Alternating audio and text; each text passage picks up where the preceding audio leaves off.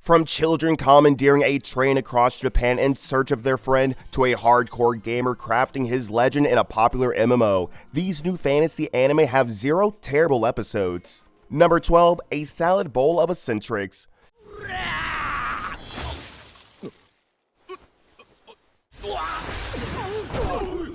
Sosuke Kaburaya is a broke detective working any gig he can find. Then, one day a portal opens up above his head and dumps a princess from another world on top of him. The princess in question is Sarada Odin, who escaped from her home world after soldiers rebelled against the Empire. And side note, she can use magic. Long story short, Sosuke takes Sara under his wings since she has 0 knowledge of this world and might end up going to jail if she uses her powers wrong. Before, Sosuke was barely scraping by. However, now it's Sara acting as the superpowered Watson to his Sherlock Holmes. The duo catches criminals, stalks cheating husbands, and solves all sorts of mysteries to become the ultimate and richest detective agency in town. Number 11, Train to the End of the World.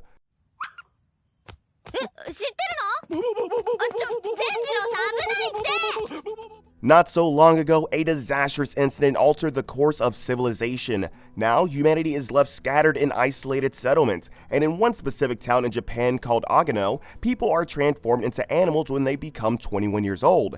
It's a very weird reality Shizuru Chikura and her friends have found themselves in, always wondering about what'll happen when they become 21, what the future holds, and whether their friends who disappeared after the incident are still alive. That was the case until one day when Shizuru, Nadeshiko, Reimi, and Akira saw in a newspaper that their friend Yoka was still alive, but she was somewhere in Ikebukuro. Longing to meet their friend but having no way of traveling, the group quickly loses hope, but with a stroke of luck, certain events lead to them operating an abandoned train. That's when they decide to depart for Ikebukuro in search of Yoka. That said, this new world is a pretty difficult place to navigate, and Shizuru and her friends aren't exactly well versed in the ways of survival.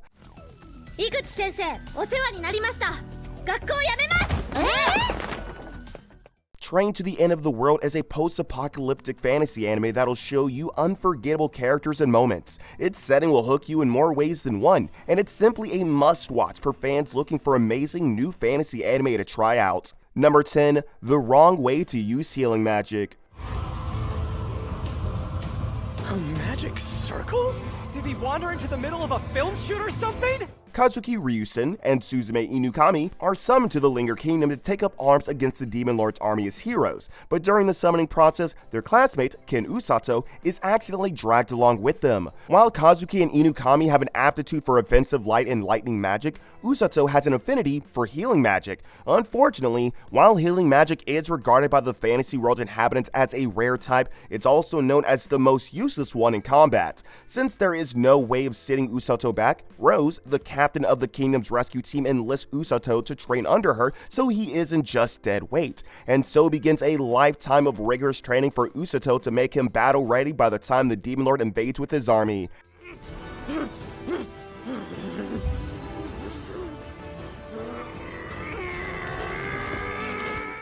Now, Usato must face insurmountable obstacles from surviving in forests full of unknown monsters to protecting the citizens from demons, because otherwise, the fiery tempered Rose might just off him. Number 9, The Witch and the Beast.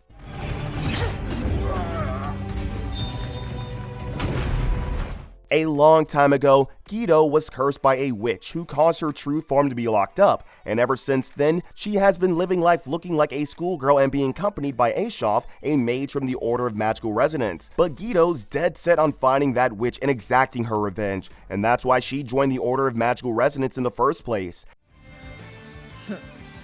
Let's try this! The Order is a group that investigates magical events taking place in the world, and they make sure witches or anybody else doesn't break the balance. While Guido's motives are different from theirs, she agrees to work with Aesop in the Order if it means she'll eventually find the witch responsible for her curse. So together both Aesop and Guido roam the world solving witch-related crimes and inch one step closer at a time to the final confrontation with the witch who cursed Guido. Each episode of The Witch and the Beast explore a new area of its fantasy world, and over its course, the anime exposes you to many new characters, tons of action, and the mystery surrounding Guido's curse. Number 8, Kaiju Number 8. We'll go out the window! The next fantasy anime on our list with 0 bad episodes is Kaiju number 8. Two childhood friends, Kafka Hibino and Mina Ashiro, exist in an iteration of Japan where monsters called Kaiju terrorize the lands. After their hometown is destroyed, both of them vow to become strong Kaiju hunters in the future, and that would have happened if not for a small hiccup. While Mina manages to become the captain of the defense force, Kafka is living life paycheck to paycheck working as a 32-year-old Kaiju sweeper. After failing his defense force exams repeatedly, Kafka has all but given up on his dream, but then one day, he gets hospitalized because of a Kaiju sweeping job gone wrong.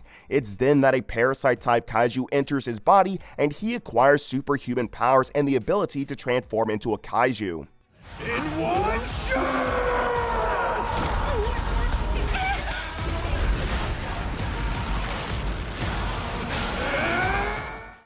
Kafka is soon discovered by the defense force, and after quite a few episodes of distrust, the force dubs Kafka as Kaiju number 8 and sends him on a dangerous mission with Mina and other Kaiju hunters to maintain peace in the country. With this, Kafka's life heads down a road filled with mayhem, tough choices, and battles against powerful Kaijus. Kaiju number 8 is like Chainsaw Man, but a little less gritty and instead more vibrant like Fire Force. It's the perfect blend of fantasy meets comedy meets action, and from all the new anime that have come our way in 2024, it's easily one of the best ones yet.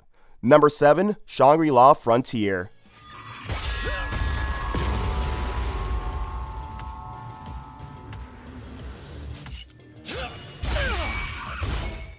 Rakuro Hizutome is a hardcore gamer that loves mastering games that are full of bugs and almost unplayable, so much so that he calls himself the Trash Game Hunter. But everyone has their limits, and soon Rakuro gets burnt out from playing all those broken games. For a change, he decides to get the new best-selling VR game Shangri-La Frontier, which has 30 million players and no bugs at all. Before starting the game, Rakuro invests skill points in the luck skill tree and sells off everything he has in his inventory except for a blue bird mask, a pair of shorts, and some weapons. Then, he dives into the fantasy world of Shangri-La Frontier as a character, Sunrako, with his friends. To his surprise, Shangri-La Frontier is the best game he has ever played, and he instantly gets addicted to it.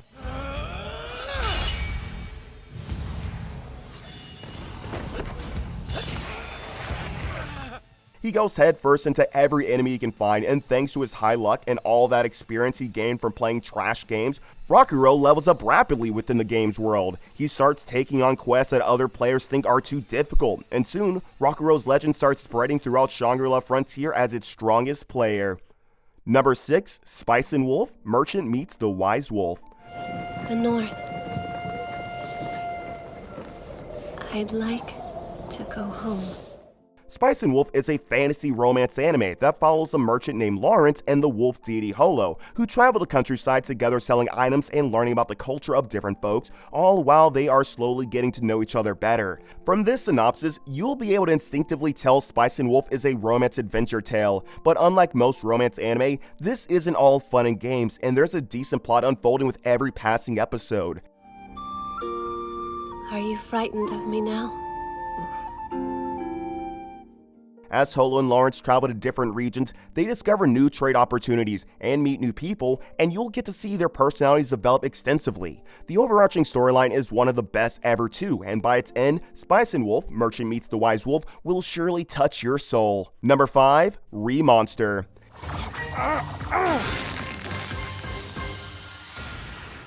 In his previous life, Tomokui Kanata was killed by a stalker, but death would only mark the beginning of his new life as a goblin in a fantasy world. Tomokui is reincarnated as Goburo, a weak and bald-headed goblin, but what's different about him, besides the fact that he's the MC, is that he has a special power that allows him to learn new skills when he eats monsters. Oh, and like other goblins, he can evolve into a higher level goblin when he accumulates enough XP. Whenever he and the other goblins evolve, their bodies completely change and they become far stronger too. Well, it's worth a shot. Phase 1, Demise Magic. Gidirg. Re-Monster follows Goburo as he goes from being a lame old goblin to a goblin overlord. However, that's only the tip of the iceberg. There are hundreds of fantasy creatures, characters, and breathtaking locations in the anime. Some fights will leave you awestruck, and they are accompanied by good animation to match them. The story also keeps itself fresh, thanks to the evolution element that changes the look of the entire cast as the story continues. Number 4, Unnamed Memory.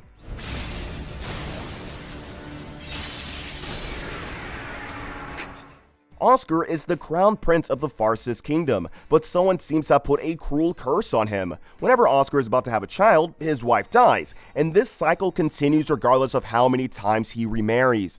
Nothing he's tried so far has managed to dispel the curse, and not having an heir to his empire, let alone a child, is a devastating fact for him.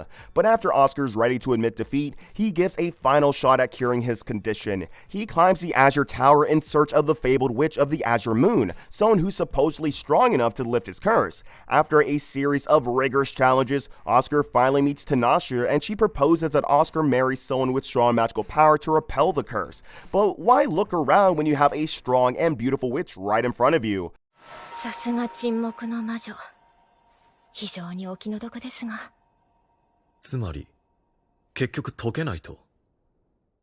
Those were exactly the thoughts going around in Oscar's head, and he proposed to Tanasha that very instant. Tanasha denies, of course, although somehow the conversation ends with the two agreeing that Tanasha will live with Oscar in the kingdom of Pharsas for 1 year. It's hard to imagine how Oscar plans on making Tanasha fall for him, but one thing's for sure, the Pharsas kingdom is filled with rebels, dragons, and magical beasts of all sorts that love to cause trouble, so we're definitely going to be seeing a lot of adventure quests besides all the rom-com. Number 3, Delicious in Dungeon.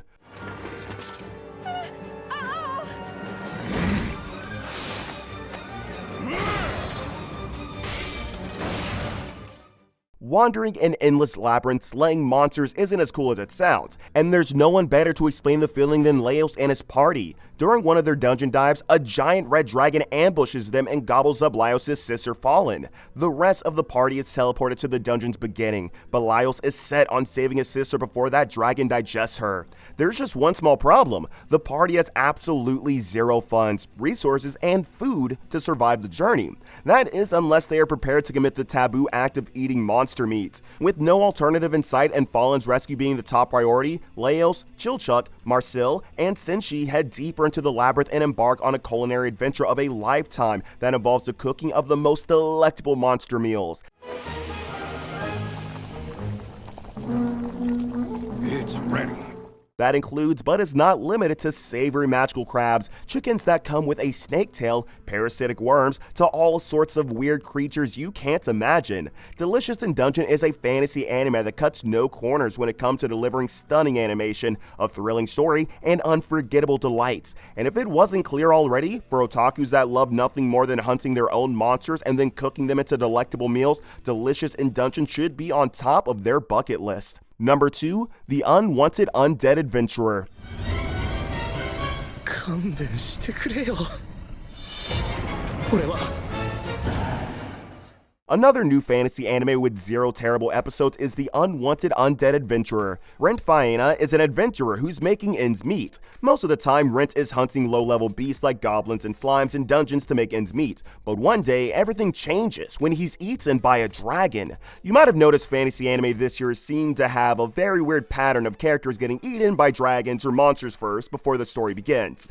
Anyhow, Rent awakens to find himself in the form of a skeleton. He's an undead now, and while shocked at first, Rent quickly starts to make the most of his situation. He kills other skeletons lurking by and evolves into a ghoul, and learns that the more high-level beings he kills, the more he seems to be getting stronger. Eventually, Rent's path crosses with Rina, another adventurer who helps him reach his friends and consequently find a way to get out of his weird undead predicament. レント、お前。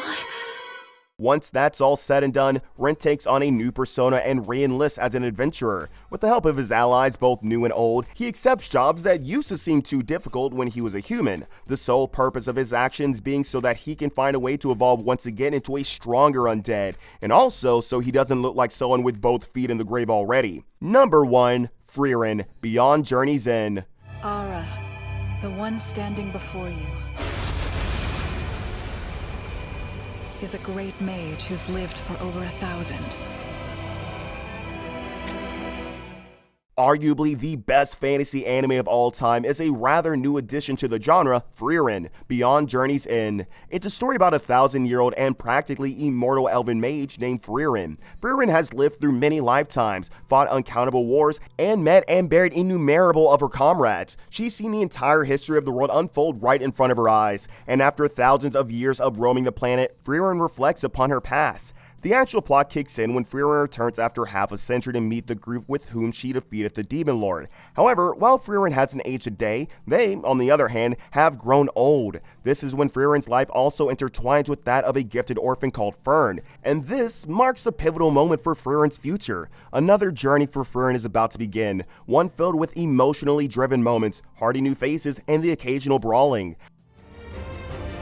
好きだらけです。